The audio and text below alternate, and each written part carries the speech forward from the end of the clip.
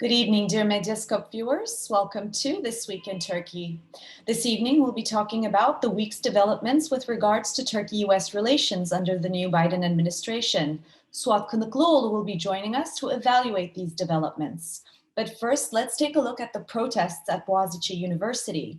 In the protests, which have been ongoing since the beginning of January, more than 550 people have been detained, 11 arrested, and 25 people put under house arrest judicial control.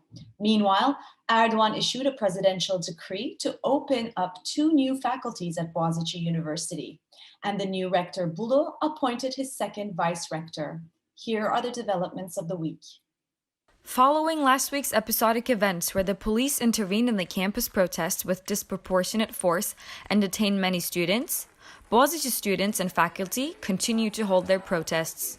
On February 6th, 2 new faculties, Department of Law and Department of Communications, were opened at Boğaziçi University through a presidential decree by Erdogan. Through the same decree, Erdogan appointed 11 new rectors to various state universities.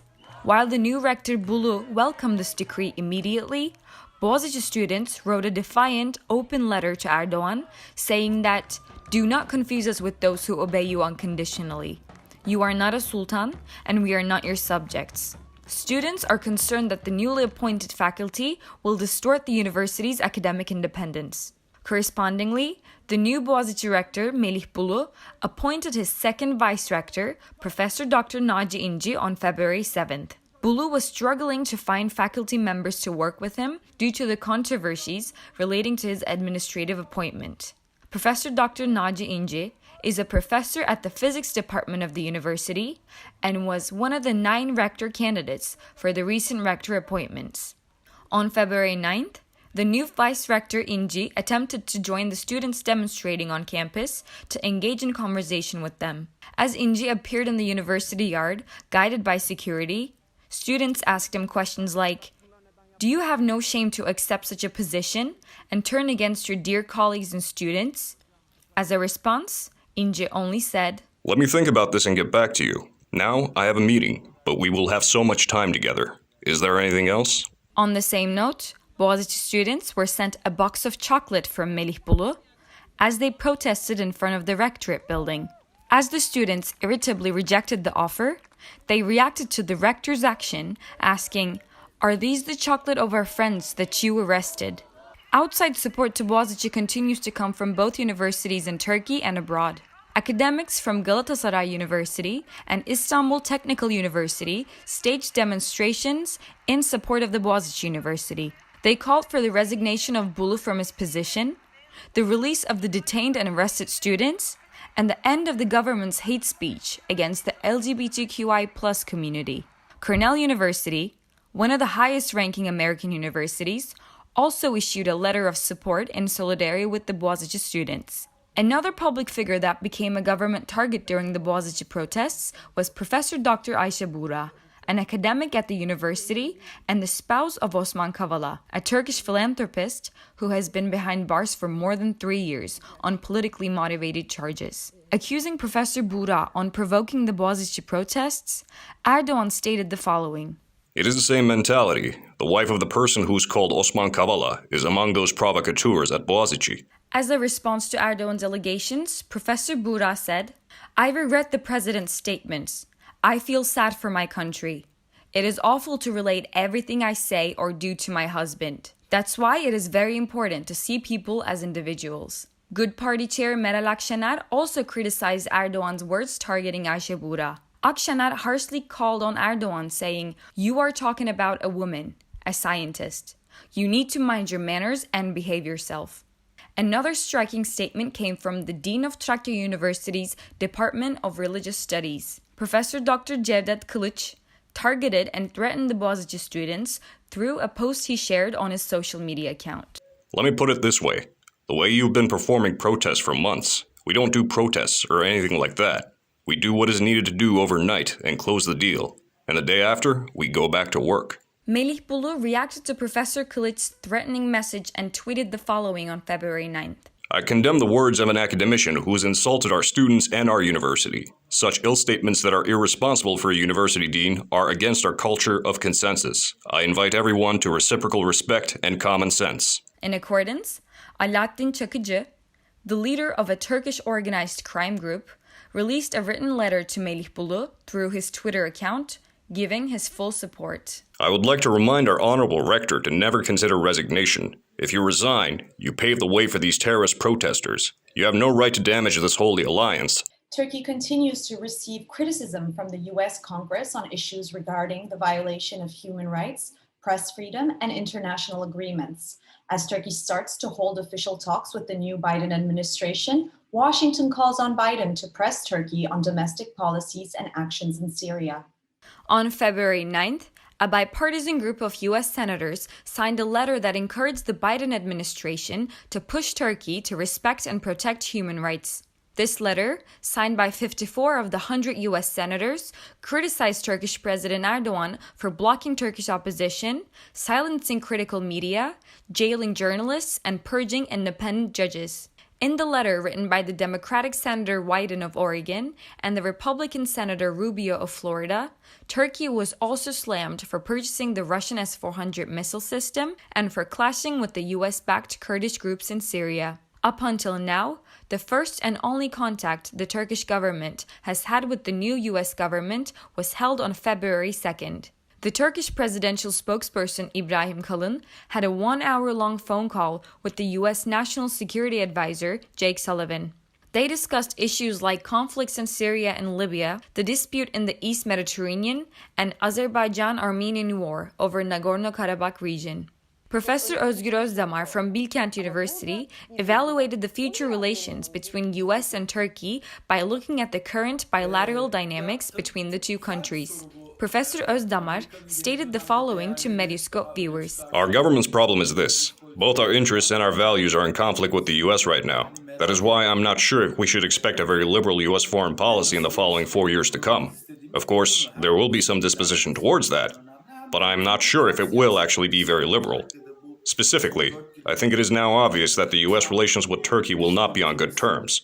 I say this by looking at the current dynamics between the countries, and it is as if the Turkish government is aware of it and is slowly trying to make a U-turn. The Turkish Foreign Minister Mevlut Çavuşoğlu and the U.S. Secretary of State Antony Blinken are expected to hold talks in the upcoming days.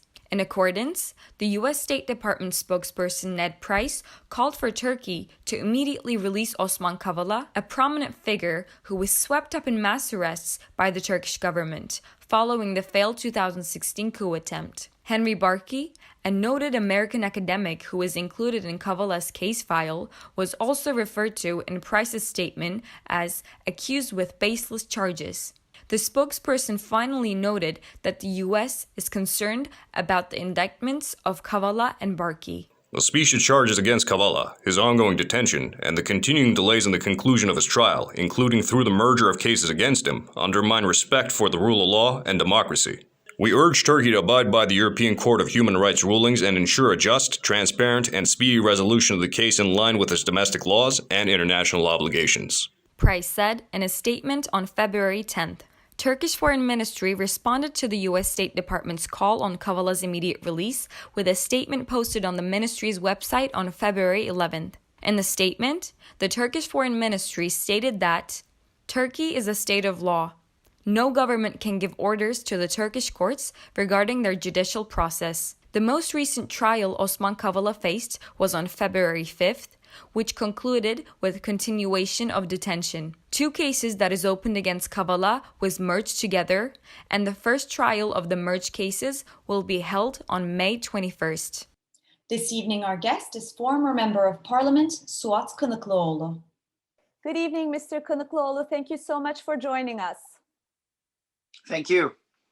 So first, I would like to talk about the official contacts that took place between Turkey and the US since the Biden administration took office.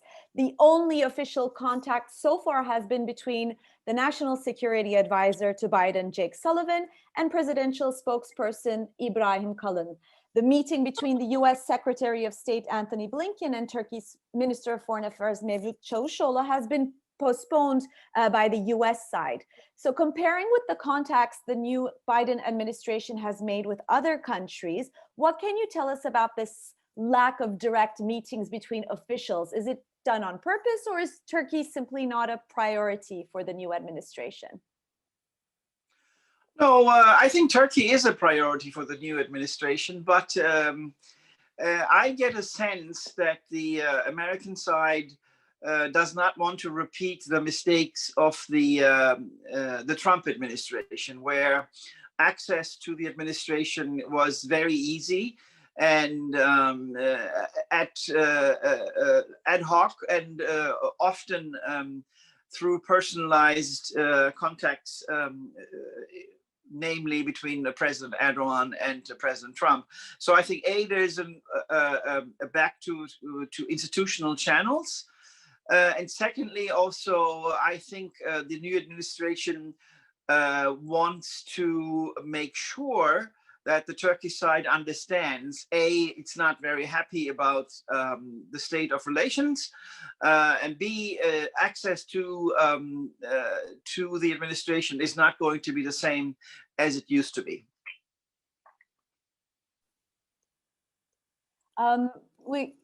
You mentioned that now that I mean the new administration does not want to repeat the mistakes of the Trump administration, and that there's a return to institutional channels. So as a matter of fact, this week there have been many developments in this regard, and we'll come to the methods as to how this was done. But these statements have underlined or emphasize human rights issues which have plagued Turkey for a very long time. So there have been statements in relation to the Boğaziçi protests and a concern over the detention of students and the condemnation of LGBTIQ rhetoric. And this was followed by the US State Department's call for the immediate release of Osman Kavala. So these two statements are also a major shift from the emphasis that was put during the Trump era. Do you think that these requests or these calls will have consequences on Turkey? I mean, what leverage can the US use to force Turkey into abiding to the state of law? Or is this an issue on which they can negotiate? Well, I think all these statements indicate that we have a new era in Turkish-US relations. The Trump era is gone, and the United States has gone back to its factory settings, basically making human rights, freedom of expression, freedom of assembly part of the foreign policy discourse. Of course, that doesn't mean that all of policy will be based on that. But as you know, in Turkey, there have been a number of outstanding cases. Osman Kavala is certainly the most known one, but it's not only limited to that one. There's also the case of a US embassy personnel. There's also some US citizens who've been implicated in the Turkish media on certain things. So I think these statements should be read as an accumulation over time, over a number of years, when the Trump administration chose to ignore those. We now have an administration that is willing to put them forward, and they're not shy to respond to statements made on the Turkish side. As you know, over the maybe 5-6 years, we had a situation where mostly the Turkish side or the Turkish media would come up with statements, and there would be very rare responses, if at all, on the US side. So there seems to be a real change of attitude where the US side wants to make sure its views and points are understood and communicated. As a matter of fact, there has also been this letter that was signed by a bipartisan group of 54 US senators And they wrote this letter to Biden asking him to put pressure on Turkey with regards to several issues: freedom of speech, the state of law, the S-400s, and foreign policy. So is this letter perhaps also in line with what you said earlier in regards to what they expect from Turkey and so forth? I mean, is it significant? Interestingly, it is significant because the number of signatures on it is quite considerable. It is significant, and it is also an indication that the negative view towards Turkey is not only shared by many other actors within the American political system. It's not only the new administration, it's Congress, it's the Senate, it's the House of Representatives, it's the think tank community.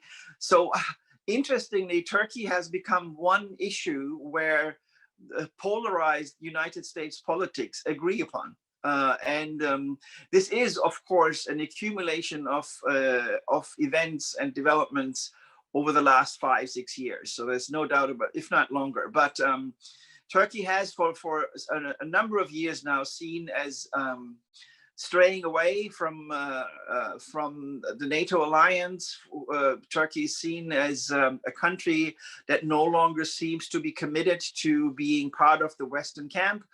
And all of that, add on top of that restrictions on freedom of expression, freedom of assembly. I mean, since the Gezi Park protests, namely almost 7.5 years ago, we see a correction of perceptions towards Turkey. And this obviously has intensified after the Turkish side has been accusing the United States of being implicated in the 15 July coup of 2016. So 52 signatures on a letter like that is quite a statement in US politics. Mm-hmm. It's rather regrettable that names like Enes Kanter or whatever are mentioned in these things, which reduces the weight of the letter itself in Turkish eyes. But regardless of that, you see bipartisan agreement on that there is something wrong in the relationship and that the United States wants Turkey back. Mm-hmm. We could also talk about methods as well. For example, the call for the release of Kavala was done through the US State Department. And you mentioned earlier that the relations under the Trump administration were very much between the two leaders. And now there is more of emphasis on institutional channels coming into play, diplomacy coming to the fore. If this will be the case on the side of the United States, I suppose Turkish counterparts will also need to be up for the job. Do you think Turkey's ministries and institutions can respond to that? Well, unfortunately, our Ministry of Foreign Affairs has been pretty much cut out of the policy-making process. Policy is cooked up in the palace, and the MFA is pretty much communicating what's going on. So they have been relegated to a lesser role in Turkish diplomacy, which is a problem, of course, because now, especially with the United States, if the further institutionalization of the relationship will continue, the MFA needs to be more prepared and be able to have authority.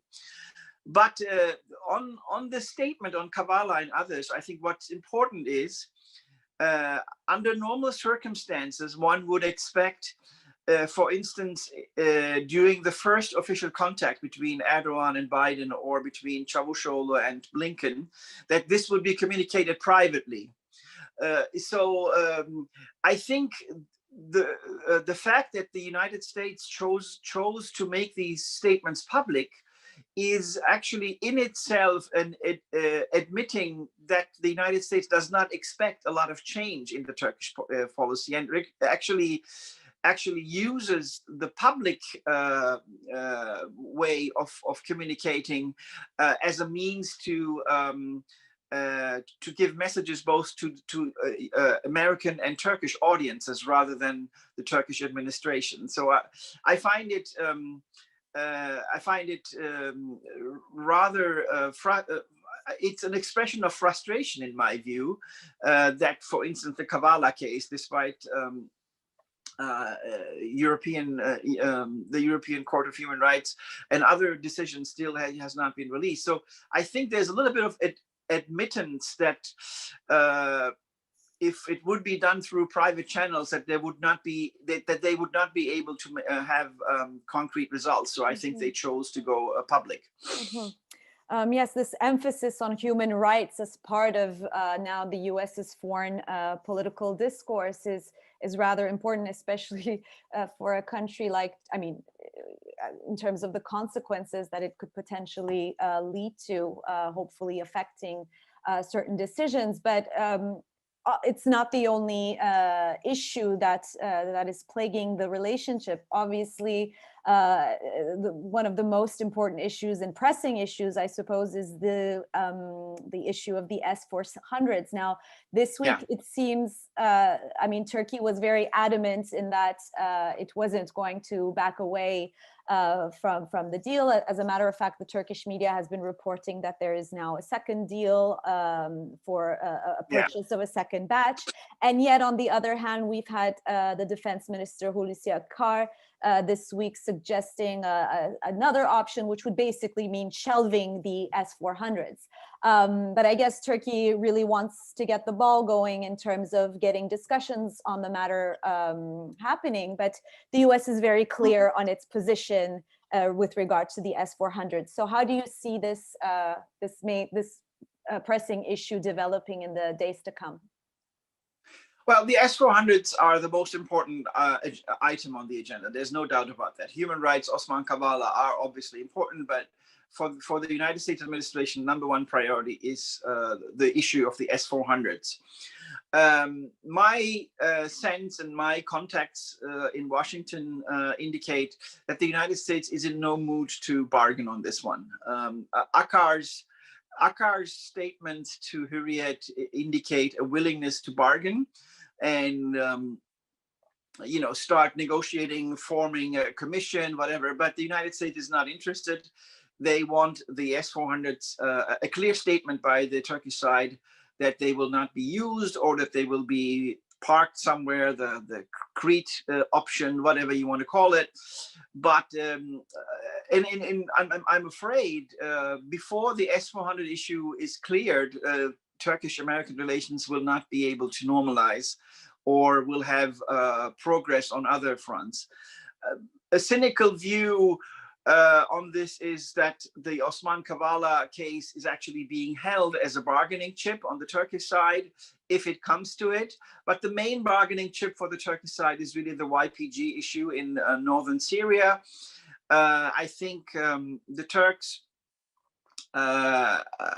our administration wants, I think in Akar's words, lay down the larger strategic picture on the table, which basically means the Turkey requesting a clear cessation of support to the YPG in northern Syria. And it appears the Turkish side is ready to find or park the S-400 somewhere in exchange for that. But from what we've heard so far, the American side is not interested in such a linkage, but also not in any sort of bargaining on the S-400s. They have been clear on this for a number of years, even during the Trump administration. So it remains to be seen. I think we will have on the 17th of February, there is a NATO defense ministers meeting, so that there might be, I don't know, some attempt to have contacts or perhaps talks between the two defense ministers. But I think we will have to wait for more official contacts to take place and see how this will progress. If Turkey will continue to insist that it wants a bargain on this issue, it's difficult to predict how the new administration would react to that. Mm-hmm. I guess, as you said, we will wait and see how the negotiations will ensue in the near future. Exactly. Suat Kınıklıoğlu, but we'll do new programs. Thank you so much for having joined us this evening. Thank you for having me. And now for the coronavirus developments of the week. According to the data released by the Ministry of Health, the daily number of new cases on February 11th has been announced as 7,590, and the number of deaths as 94. These numbers have led to the total number of cases to reach 2,564,427, and the death toll to become 27,187. Meriscope correspondent Şükran Şençekicer spoke with Dr. Osman Albek from the Turkish Medical Association's COVID-19 Monitoring Committee on the vaccination process in Turkey so far. Globally, there have been 73 countries which have begun vaccination against COVID-19. 101 million people have been vaccinated with 130 million doses. In Turkey, more than 2,700,000 people have been vaccinated. Normally, this week, the second dosage of vaccinations for healthcare professionals should begin, followed by 90-year-olds, 85-year-olds, and 75-plus-year-olds. At the moment, 75-plus-year-olds are receiving their first dosages of the vaccine. Turkey is only vaccinating 80,000 people per day. If this is the speed at which it continues, we will not have herd immunity for many years. We started on January 14 at great speed with the vaccination of healthcare personnel. We've lost 70% of that speed today. We have only vaccinated 3% of the population. We were told by ministers that we had the capability to do 2 million vaccines per day. Technically, that is the case, but that is not what is happening. We have only purchased 13.5 million dosages of the vaccine, and we don't know when the rest will arrive. It has been said that an agreement with Pfizer-BioNTech was made. However, those vaccines have not reached Turkey. There is no transparency on the issue. Muharrem İnce, a politician from the main opposition Republican People's Party, who ran for presidency in 2018, has resigned from his party and vowed to form his own political party. İnce, who formed what he called the Homeland Movement in mid-2020 and traveled across the country, announced his decision to formally part ways with the CHP at a press conference he held on February 8th in Ankara. We are introducing a third option for those who've been squeezed by the polarization created by the government and the opposition. It's time to get rid of both this government and the opposition, he said. His objective is not to divide the opposition votes, but creating an option for the CHP voters who have long been involuntarily voting for the Social Democrats, İnce stressed. Our objective is to get 50% plus one votes, required to be elected as president, he said. CHP İzmir MP Mehmet Ali Çelebi, Yalova MP Özcan Özel, and Karabük MP Hüseyin Avni Aksoy previously resigned from the main opposition party. The three will reportedly hold positions in the new party to established by İnce. President Erdogan unveiled Turkey's national space program. According to Erdogan, Turkey expects to send its first rocket to the moon as early as 2023. The space program, which spans 10 years, includes ambitious plans such as sending Turkish astronauts to the moon, building a spaceport, and creating a global brand in satellite technology. That's all from This Week in Turkey. See you next Friday at 9 p.m. Good night.